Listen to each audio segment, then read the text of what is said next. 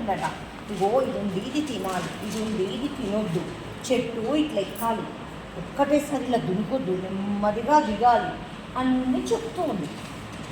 ఆహారం ఎలా సంపాదించుకోవాలో నేర్పిస్తుంది.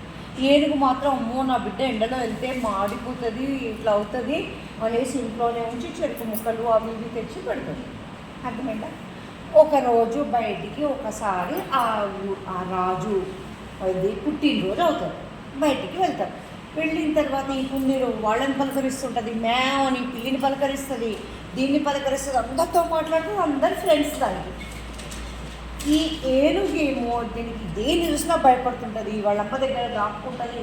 పిల్లి మ్యావ్ అనగానే కథ ఇంక అంతే అమ్మ దగ్గరికి పోతుంది, వణికిపోతుంది.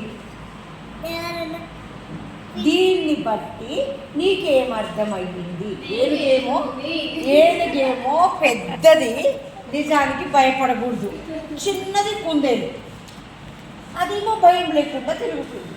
దీనిలో తేడా ఏమిటి? అట్లయితే పోలీసులకు ఫోన్ చేయాలన్నా? కాదు చెప్పు, నీకేం అర్థమైంది చెప్పు.